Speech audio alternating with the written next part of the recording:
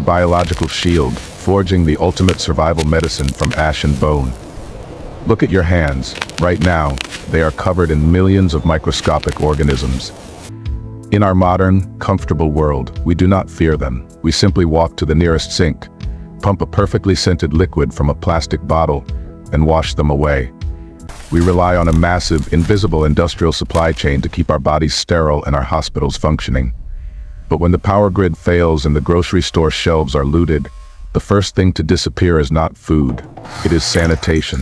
In a true off-grid survival scenario, the greatest threat to your life is not a pack of hungry wolves, nor is it a harsh winter blizzard. It is a simple, tiny scratch on your arm.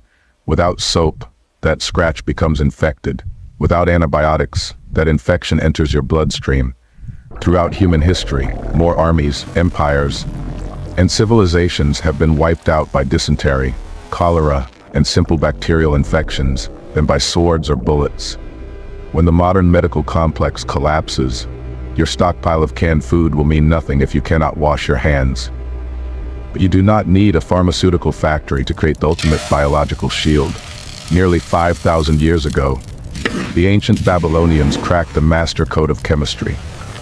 They discovered how to take two completely useless waste products, the dead ashes from a fire and the discarded fat of an animal, and combine them to create a molecular machine that literally tears viruses and bacteria apart.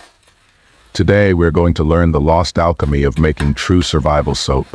We're going to build the ultimate defense against the invisible apocalypse.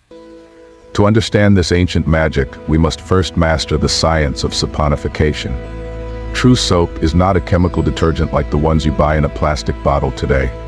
True soap is a salt, born from a violent chemical reaction between a strong alkali and a lipid fat. In the wild, you cannot mine this alkali. You have to manufacture it, and the factory you use is your campfire. The process begins with hardwood ash. When you burn oak, hickory, or ash wood to heat your home, the white and gray powder left behind is a gold mine of potassium. To extract it, ancient survivalists built a lye leach. They took a large wooden barrel, drilled a small hole in the bottom, and placed a layer of river stones and straw inside to act as a filter. They packed the barrel to the brim with cold, white hardwood ash. Then, they slowly poured pure rainwater over the top. As the rainwater slowly percolates down through the microscopic matrix of the ash, it performs a chemical extraction. It strips the potassium out of the burned wood. What drips out of the hole at the bottom of the barrel is no longer water. It is potassium hydroxide, commonly known as lye water. This liquid is incredibly caustic. It is a raw, dangerous, burning chemical. If you touch it, it will severely burn your skin. But it is this exact destructive power that we need to create our biological shield. To test if the lye water is strong enough, off-grid pioneers used a brilliant, simple trick, the egg test. They would gently drop a raw, uncracked egg into the bucket of lye. If the egg sank to the bottom, the lye was too weak. They would pour the water back through the ashes again. But if the egg floated, exposing an area just the size of a small coin above the surface, the chemistry was perfect. The lye was ready. But lye alone is a weapon, not a shield. To transform it into soap, it must be tamed. This requires the second ingredient, fat. In the wilderness, nothing goes to waste. When an animal is hunted, the lean meat is eaten or dried into pemmican. But the hard, dense fat surrounding the internal organs, the tallow, is saved. This raw fat must be purified in a process called rendering. The fat is chopped into small blocks and placed in a heavy cast iron cauldron over a low, steady fire. As it heats, the pure golden liquid lipid melts away from the crispy cellular tissues. The impurities are strained out, leaving behind a crystal clear, liquid gold. When it cools, it hardens into a pure white, odorless block of tallow. You now have your two opposing forces, the violently caustic lye water and the smooth, protective animal fat. Now, the alchemy begins. You gently heat the tallow until it melts back into a liquid state. You must bring the temperature of the warm fat and the temperature of the lye water to exactly the same point, usually around blood heat or 100 degrees Fahrenheit. Slowly, carefully, you pour the caustic lye water into the golden fat, stirring continuously.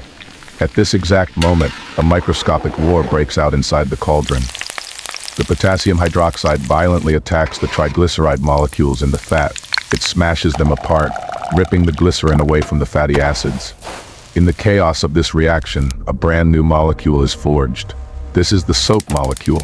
It is a bizarre, dual-natured entity. One end of the molecule is hydrophilic, it loves water. The other end is hydrophobic, it hates water, but desperately loves fat and dirt. You stir the thick, heavy mixture until it reaches a state called trace. It looks like thick, warm vanilla pudding. The violent chemical reaction has stabilized. You pour this thick liquid into wooden molds and cover it with a heavy wool blanket to insulate it. For the next 24 hours, the heat of the chemical reaction continues to cook the soap internally. When you open the mold the next day, the liquid has turned into a solid, heavy, pale brick. But you cannot use it yet. It must be cut into bars and placed on a wooden rack in a cool place for 4 to 6 weeks. This is the curing process. During this time, the final remnants of the lye complete their reaction with the fat, and the excess water slowly evaporates. The bar becomes rock hard, gentle on the skin, and fiercely effective. When you wash your hands with this cured, ancient soap, you are deploying a molecular assassin. When the soap molecules encounter a deadly virus or a harmful bacteria on your skin, the fat-loving end of the molecule acts like a microscopic crowbar. It forcefully jams itself into the lipid membrane, the protective outer shell of the virus. The water-loving end of the molecule is then pulled away by the running water. The virus is literally ripped to pieces. It is physically destroyed, lifted off your skin, and washed away into the dirt. This is the absolute pinnacle of self-reliance. You have taken the ashes of a dead fire and the discarded scraps of a hunt, and you have forged a medical-grade sanitation tool that can save your family from a deadly pandemic. When the supply chains rust and the pharmacies are stripped bare, the modern world will panic. But you will not. You will stand by your cast-iron cauldron, breathing in the clean, pure scent of real soap, knowing that you hold the ancient power to wash away the apocalypse. You're not just surviving, you're mastering the very chemistry of life.